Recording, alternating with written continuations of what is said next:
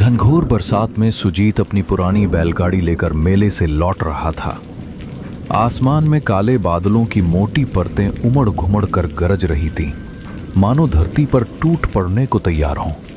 बिजली की चमक जब जब आसमान को चीरती, पूरा जंगल पल भर के लिए सफेद उजाले में नहा उठता और फिर अगले ही क्षण और भी भयावना अंधकार में डूब जाता। शाम ढल चुकी थी और अंधेरा अब तेजी से चारों ओर फैल रहा था। तेज हवा पेड़ों को झकझोर रही थी। सूखे पत्तों की सरसराहट किसी अनजानी आहट सी लग रही थी। कीचड़ से लथपथ रास्ते पर बैलगाड़ी के पहिए धीरे धीरे धंसते जा रहे थे और बेचारे बैल हर कदम पर रुक रुक कर आगे बढ़ रहे थे, मानो उन्हें भी इस तूफानी रात की गड़गड़ाहट और अंधेरे का डर सता रहा हो। हे भोलेनाथ, कैसी घनघोर बरसात बरसा दी है। घर पहुंचना भी दुभर हो गया है। अरे ये कीचड़ भी ना। बस अब हिम्मत रखो रे बैलो, थोड़ा और, अभी हमें गांव पहुंचना है। काश मैं मेले में इतनी देर तक नहीं रुकता। अरे चलो रे, थोड़ा और जोर लगाओ। ये कीचड़ भी बस नहीं छोड़ता। अरे बाप रे, ये बिजली तो सिर पर ही गिरी लगती है।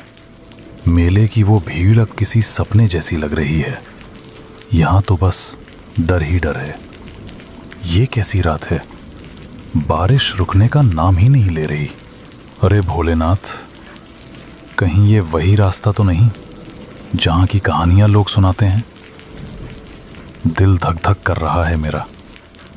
काश अब जल्दी कोई आसरा मिल जाए।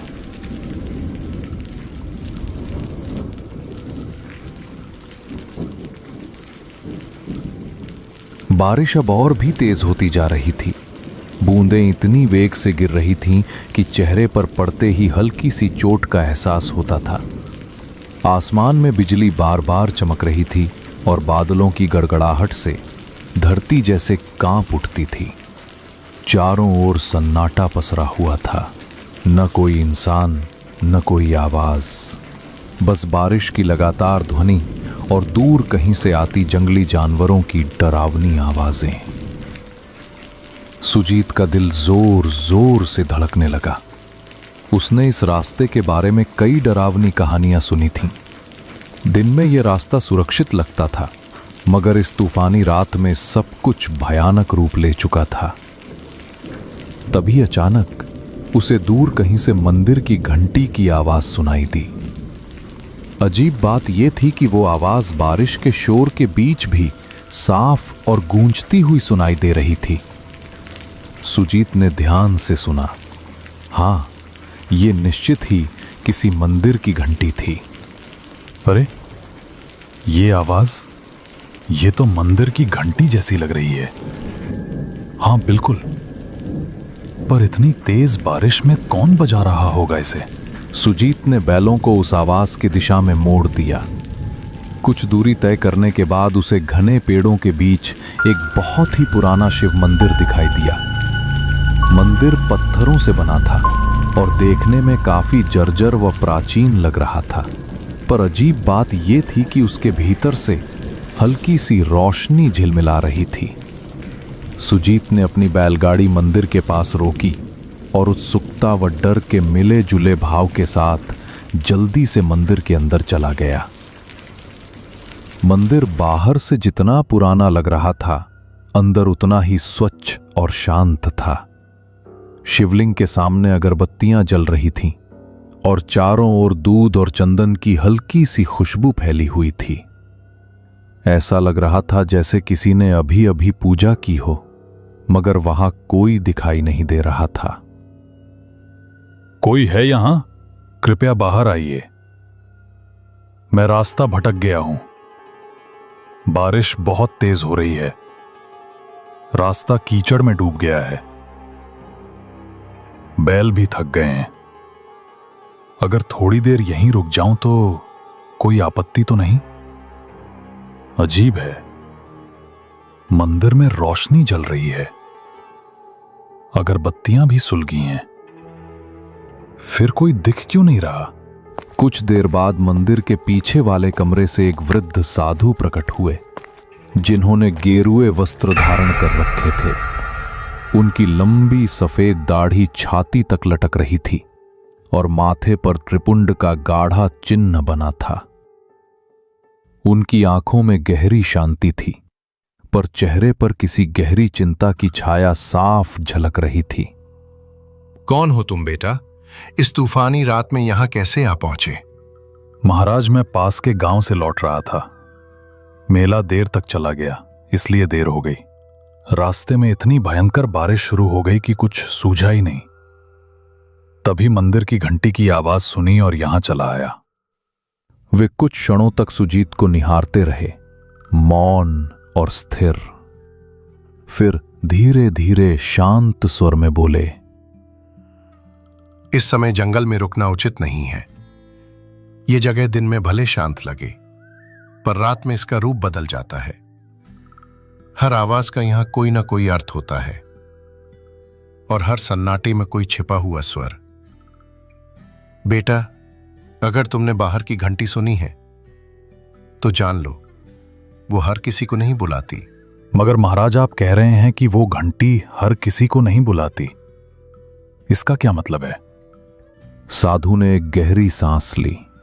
उनकी आंखों की शांति अब गंभीरता में बदल गई। कुछ पल तक वे मौन रहकर सुजीत को ध्यान से देखते रहे, मानो उसके भीतर कुछ खोज रहे हों। फिर धीरे से बोले, बेटा, आज की रात यहीं मंदिर में रुक जाना। बाहर तूफान अभी थमने वाला नहीं है। मगर मेरी बात ध्यान से सुन। आधी रात के बाद अगर कोई आवाज सुनाई दे, चाहे कोई पुकारे, रोए या तुम्हारा नाम ले, किसी भी हालत में इस मंदिर की सीमा के बाहर मत जाना। याद रखना, हर आवाज इंसान की नहीं होती। सुजीत को साधु की बात कुछ अजीब जरूर लगी, पर उनके चेहरे पर झलकती गंभीरता देखकर साफ महसूस हो रहा था कि वे मजाक नहीं कर रहे थे। जी महाराज, मैं आपकी बात का ध्यान रखूंगा। चाहे कैसी भी आवाज क्यों ना सुनाई दे, मैं मंदिर के बाहर कदम नहीं रखूंगा। उसने मन ही मन सोचा कि शायद रात में यहां जंगली जानवर आ जाते होंगे, इसलिए साधु महाराज उसे डराकर सावधान करना चाह रहे हैं। साधु ने उसे पास के एक कोने में बैठने के लिए कहा। फिर वे अंदर चले गए और थोड़ी देर में एक थाली में कुछ ताजे फल लेकर लौटे।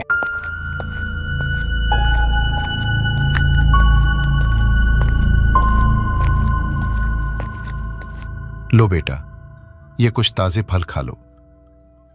रास्ता लंबा था, शरीर को आराम और भोजन दोनों की जरूरत है। बाहर तूफान है, इसलिए आज यहीं ठहर जाओ। भगवान शिव की शरण में हो, चिंता मत करो, सब ठीक रहेगा। सुजीत ने शांति से फल खाए और पानी पिया। साधु महाराज ने उसे एक पुरानी चटाई और कंबल दिया ताकि वो आराम कर सके। सुजीत ने श्रद्धा से भगवान शिव को प्रणाम किया और मंदिर के एक कोने में जाकर लेट गया। थकान के मारे उसकी आंखें धीरे धीरे बंद होने लगीं। बाहर रात अब और गहरी हो चली थी। बारिश अब भी जोरों पर थी और हवाएं मंदिर की दीवारों से टकराकर सनसनाती हुई गुजर रही थीं। सुजीत नींद में जाने ही वाला था कि अचानक उसे एक अजीब सी आवाज सुनाई दी। पहले तो वो बहुत धीमी थी, पर कुछ ही पलों में वो आवाज धीरे धीरे तेज होती चली गई। सुजीत बेटा, बाहर आ जा। देख, मैं यहाँ हूँ।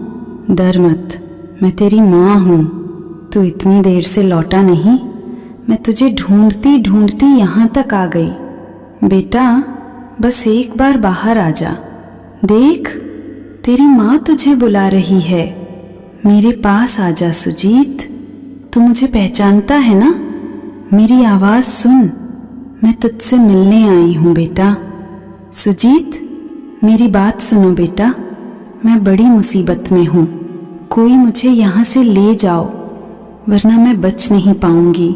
तू तो मेरा साहसी बेटा है ना। बस एक बार बाहर आ जा, मुझे तेरी ज़रूरत है। देख, मैं यहीं तेरे मंदिर के बाहर खड़ी हूँ, ठंडी बारिश में भीग रही हूँ। जल्दी आ बेटा, मुझे बचा ले। सुजीत की आंखें अचानक खुल गईं। वो चौंक कर उठ बैठा। उसके चारों ओर सन्नाटा पसरा था, पर वो आवाज अब और स्पष्ट सुनाई दे रही थी। अजीब बात यह थी कि वो आवाज किसी और की नहीं, बल्कि उसकी अपने मां की आवाज जैसी लग रही थी। ये आवाज मां की लग रही है, लेकिन मां यहां कैसे हो सकती है? नहीं, यह सच नहीं हो सकता। वो तो गांव में थी, पर अगर सच में वो हैं तो मैं कैसे अंदर बैठा रहूं? हे शिव शंकर, अब मैं क्या करूं? बाहर जाऊं या नहीं? सुजीत का दिल जोर जोर से धड़कने लगा, मानो उसकी छाती से बाहर निकल आएगा। डर और जिज्ञासा दोनों उसके मन में एक साथ उमड़ने लगे। सुजीत उठ खड़ा हुआ और धीरे धीरे मंदिर के दरवाजे की ओर बढ़ने लगा। उसका हाथ दरवाजे की ओर बढ़ रहा था, जबकि मन भीतर से कह रहा था, शायद बाहर अगर मां है और अगर सच में उन्हें मदद चाहिए तो मैं कैसे ना जाऊं। तभी अचानक किसी ने उसका हाथ कसकर पकड़ लिया। सुजीत सिहर उठा, पीछे मुड़ा तो देखा साधु महाराज उसके पीछे खड़े थे। उनकी आंखों में गहरी गंभीरता और एक अनकहा डर झलक रहा था। रुको बेटा, एक कदम भी बाहर मत रखना। मैंने तुम्हें पहले ही चेतावनी दी थी। जो आवाजें बाहर से आती हैं वे इंसान की नहीं होती, चाहे वो तेरी मां की ही क्यों ना लगे। महाराज, पर वो तो सच में मेरी मां की आवाज थी। वही पुकार रही थी मुझे, कह रही थी कि वो मुसीबत में है। अगर सच में वो हैं तो मैं उन्हें ऐसे कैसे छोड़ दूं? वो तेरी नहीं है। ये छाया तुम्हारे मन को पढ़ लेती है बेटा। ये उसी की आवाज निकालती है जिसके लिए तेरे दिल में सबसे गहरा प्रेम हो। ये जानती है कि तेरे मन में अपनी मां के लिए कितना स्नेह है, इसलिए उसी का रूप धारण करके तुझे बुला रही है। कई यात्री इसके इस छल में फंस चुके हैं और फिर कभी लौटे नहीं। सुजीत बेटा, तू मुझे क्यों नहीं सुन रहा? सिसकियों की आवाज हवा में घुलती है।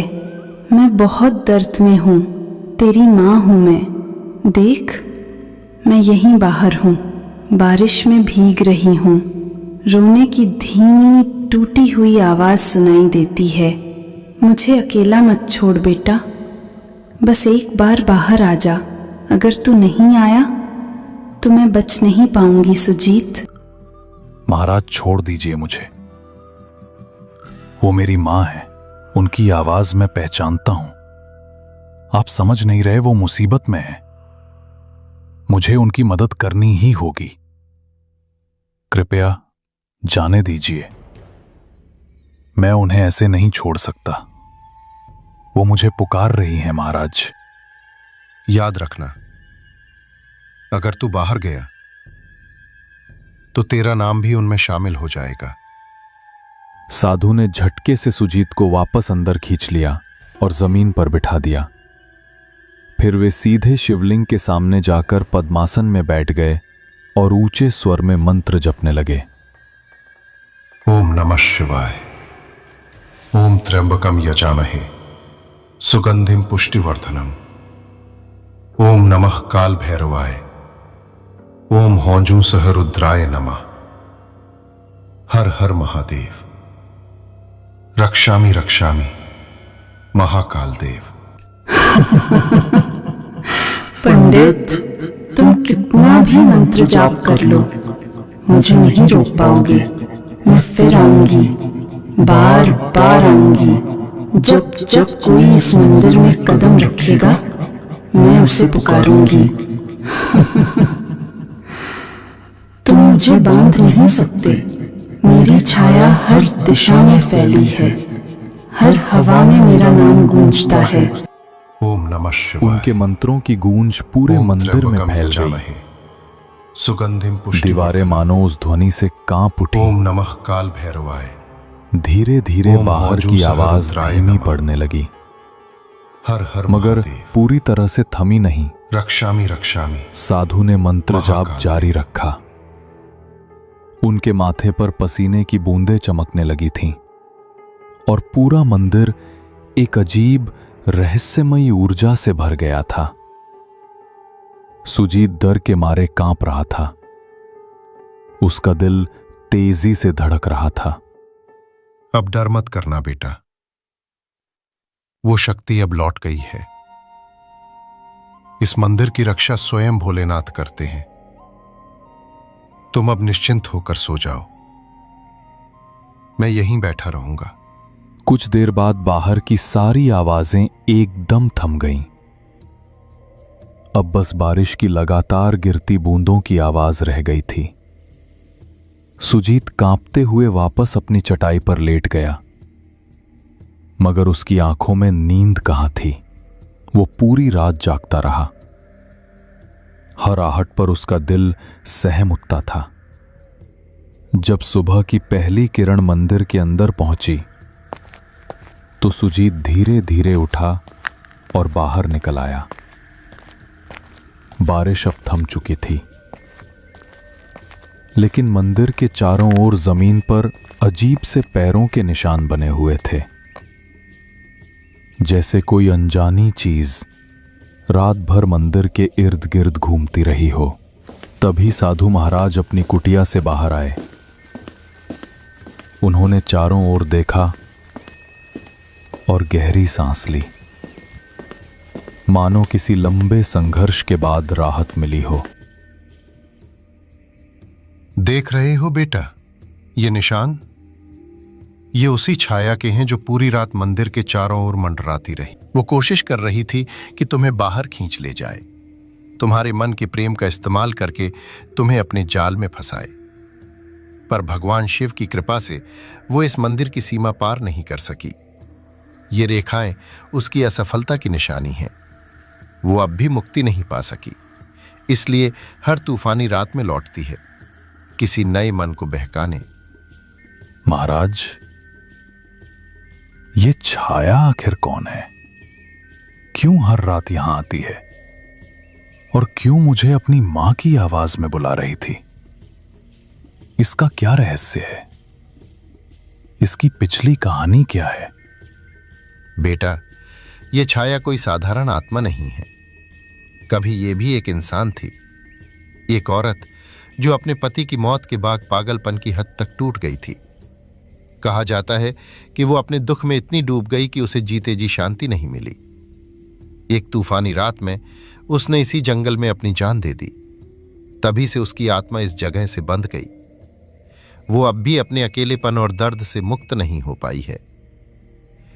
वो अपने दर्द में सबको शामिल कर लेना चाहती है। वो जानती है कि इंसान का सबसे बड़ा प्रेम किससे होता है? अपने अपनेपन से, अपनी मां से, अपने बच्चों से। इसलिए वो उसी आवाज में पुकारती है ताकि जो सुन ले वो खुद को रोक न सके। कई यात्री उसके इस छलावे में फंस चुके हैं और फिर कभी लौटे नहीं। वही सब उसकी छाया में समा गए, उसी के दुख का हिस्सा बन गए। बेटा, अगर मैं तुम्हें रोका ना होता तो सुबह तक यहां तुम्हारे पैरों के भी निशान नहीं मिलते और तुम्हारे बैल वहीं के वहीं खड़े रह जाते। सुजीत के रोंगटे खड़े हो गए। सुजीत ने कांपते हाथों से साधु के चरण छुए। साधु महाराज, अगर आप मुझे नहीं रुकते तो पता नहीं मेरा क्या होता। साधु महाराज, आपने मेरी जान बचाई है। अगर आप ना होते तो आज मैं जिंदा नहीं होता। मैं आपका आजीवन ऋणी रहूंगा, इसे मैं कभी नहीं भूलूंगा। बेटा, मुझे नहीं, भगवान शिव को कहना। उन्हीं की कृपा से तुम आज सुरक्षित हो। याद रखना, उस छाया से बचने का एक ही उपाय है, श्रद्धा और विश्वास। ये दोनों कभी मत भूलना। सुजीत ने भगवान शंकर की मूर्ति के पास जाकर श्रद्धा से प्रणाम किया। फिर वो बाहर आकर अपनी बैलगाड़ी के पास पहुंचा। दोनों बैल सुरक्षित खड़े थे, जैसे रात की भयानक घटनाओं से अनजान हो। उसने बैलगाड़ी तैयार की, साधु महाराज को अंतिम प्रणाम किया और वहां से रवाना हो गया। रास्ते भर उसका मन उसी रात की घटनाओं में उलझा रहा। वो आवाज कितनी सच्ची, कितनी जीवंत लग रही थी। उसे एहसास हो रहा था कि अगर साधु महाराज न होते तो शायद आज वो जिंदा ना होता। सुबह की सुनहरी धूप अब पेड़ों की पत्तियों पर चमक रही थी। दोपहर तक सुजीत अपने गांव पहुंच गया। घर पहुंचते ही उसकी नजर अपनी मां पर पड़ी। वो आंगन में बैठी अपने छोटे बेटे से हंसते हुए बातें कर रही थी। मां को कुछ नहीं हुआ था, वो बिल्कुल सुरक्षित थी। ये देखकर सुजीत की आंखों से आंसू बह निकले। उसने दौड़कर मां को गले से लगा लिया। मां हैरान होकर बोली, अरे ये क्या हाल बना रखा है तूने सुजीत? कांप क्यों रहा है बेटा? कहीं रास्ते में कुछ हुआ क्या? बोल ना पगले, तू ठीक तो है ना? मां, मैं बहुत डर गया था।